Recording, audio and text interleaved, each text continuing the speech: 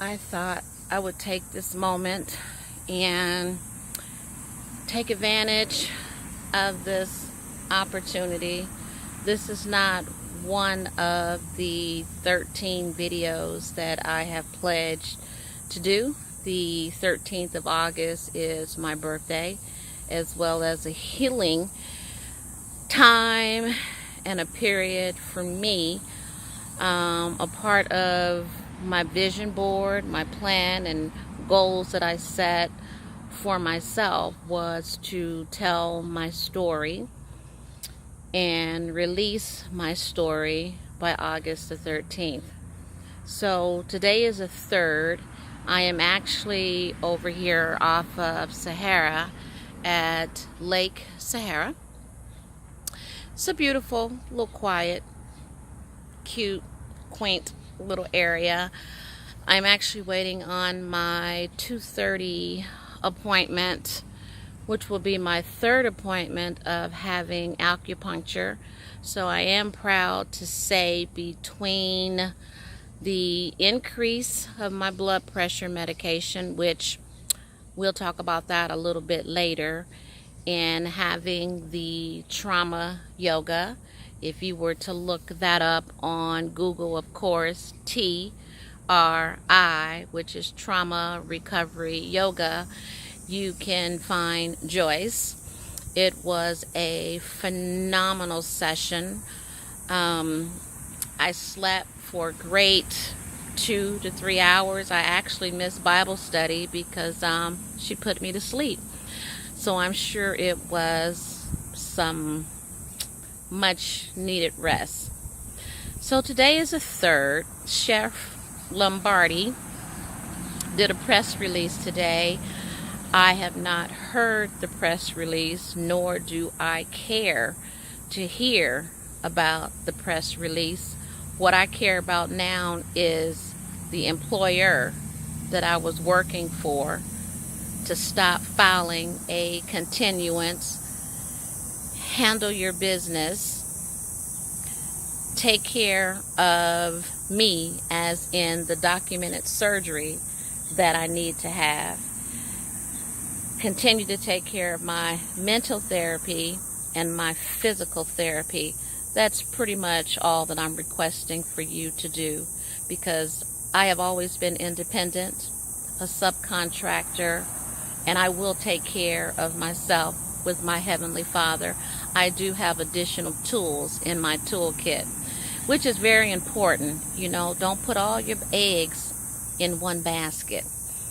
I have a real estate license. I worked for the hotel casino for 10 years. I've also worked for Morgan Stanley for 2 years. So when I say tools in your tool chest kit, this is what I'm talking about. And my first lady over at Mountaintop, she would always say, DIY, do it yourself. So I am putting these videos out for myself, and I thank God for my pastor and my first lady and my evangelist Val Woods. There have been a numerous amount of people that have helped me get to counseling, or maybe they have called and said, have you been to counseling? Because sometimes people see things on you, or they can pick up things on you, and knowing that you need to see a therapist. So it's okay. We talked about that, to get help, but the first step is admitting that you need help. And once you find that help, stick with that help. They're going to give you some tools to do, homework. And you need to do that homework so that you can become a better you. We've just had a setback. Once we acknowledge the things that we are hurting about, I know why I'm hurting, and I'm working on those things. I know what Stephen took from me, and I'm working on gaining my power and my strength back. So today I woke up and I did not have a freaking good day. I did have a couple of phone calls, a couple of texts come in, but you know, life is about choices. I looked at my phone and I said, I don't have the energy to speak to that individual. I don't feel like speaking to that individual. And guess what? It's okay, because you're still healing. Sometimes you get tired of people saying, are you okay today? How are you today? Are you going to therapy today? You going to physical therapy today? I get it. I totally get it. I get sick of it too. But you know, back here we're saying, oh, will they care? Well, we talked about that in the second video. How do you help a survivor? I'm a survivor of Route 91. Why not me, I say? Why not me, October 1? How could my friends have helped me? They could have came over, sat down. We could have had a glass of wine, if you will. We could have played Monopoly. We could have played Uno. We could have played spades, backgammon, gin rummy. Just sat with me. I didn't want to talk about what happened. I know what happened. I don't want to talk about it all the time. I want to talk about what's going on. You know, I don't want to watch TV. So there's a whole lot of other things that we can talk about. Let's not get lost within ourselves if though Route 91 is all we have to talk about. There's so much. What goals or aspirations or dreams or visions do you have? Create a vision board. So if you're listening to me and you're saying, I don't know what I want to do next. I opened up my business and I lost my business.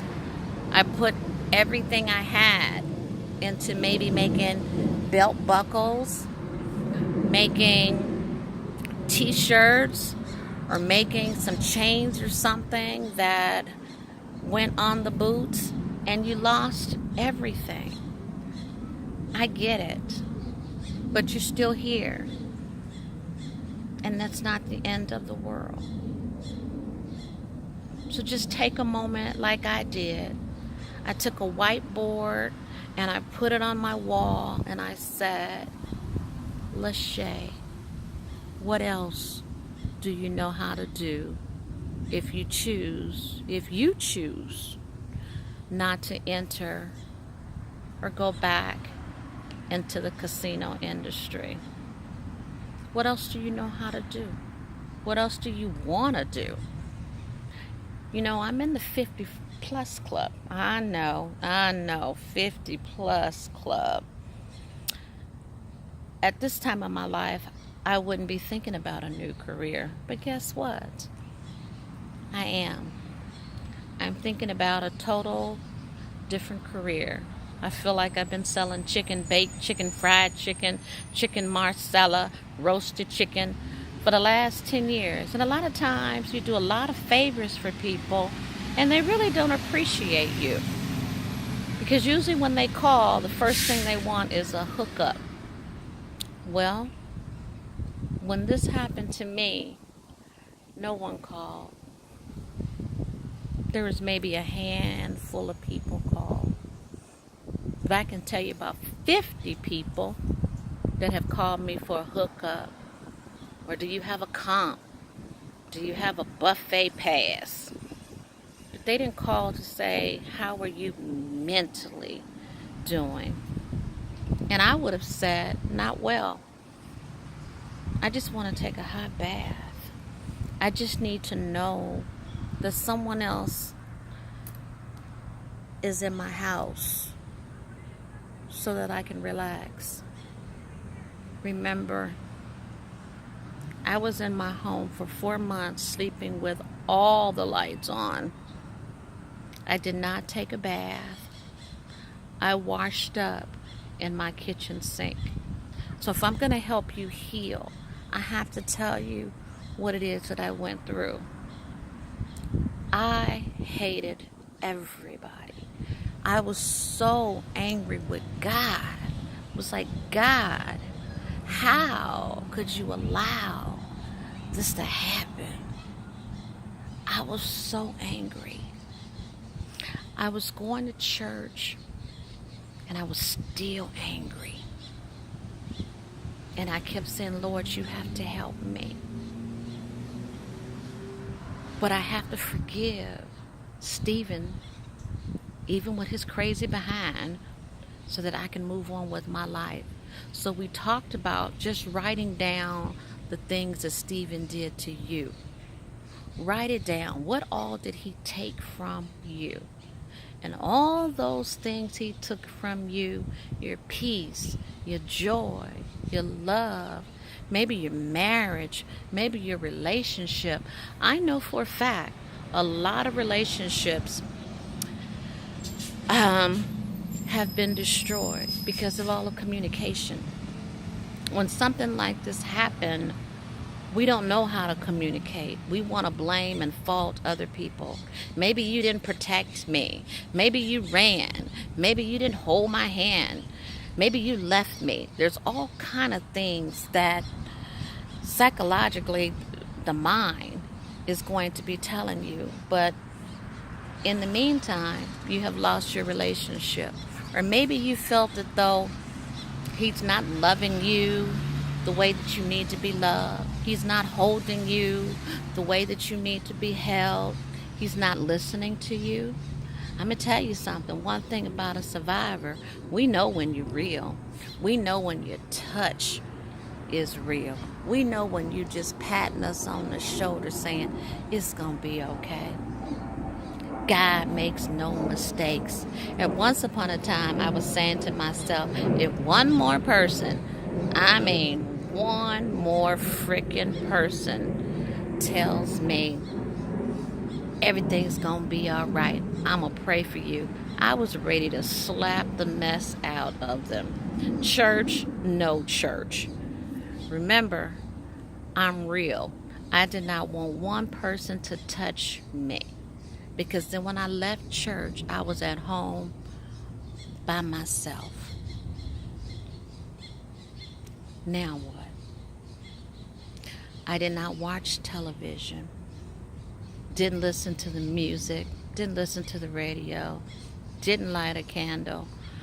I had my own pity party going on. And all I could think about was, I could take a Xanax. Ooh, I could take 2 Xanax. And then I could fall asleep. And then I don't have to worry about it. Let tomorrow be tomorrow. If I wake up, great. If I don't wake up, whatever. So as I say that to you, I know how you feel.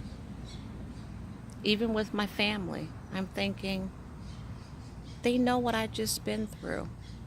They haven't called me. They haven't checked on me. Do I have groceries? Do I have gas in my car? So when you're saying you're not working, how do you live? If it was not for Route 91strong.com.org, listen to me when I tell you. Route91.org. Lisa Fine, I would have lost my home and I would have been on the streets. Well, I probably could have stayed at a couple of people's houses, but I didn't want to do that. I want to be in my own environment, around my own stuff. Victims of crime. Those are the 2 agencies and legal aid that has stepped up. Now let me tell you, When I went there the first time, I couldn't stand them. And I believe I blasted their behind on Facebook because when I went there, they didn't listen. It was like a 8 to 5 to them. You weren't at the concert, so you really can't sympathize with me. You have no idea how I feel. You have no idea that I feel as though this lady's blood is all over me. I don't know what she has. Blood all over me, and I can't get it off of me. And you tell me to go to sleep. I was on about 12 different medications, feeling like a freaking zombie, just numb. But I did know that too shall pass. And the day that I felt like going to church, I went to church. The day that I did not feel like being bothered, I did not go to church. The days that I had attitude problems, I didn't go to church. The day that I was like, God help me, I surrender. Those were the days I went to church. So maybe that's not for you, but you've got to find your hope. You got to find your peace. You got to get your joy back. Maybe this venue where I'm sitting, come out here and bring yourself a sack lunch. Sit outside. Enjoy the weather. And just take time for yourself. Because you matter. When you take care of yourself, you're going to be able to take care of somebody else that's going to need you.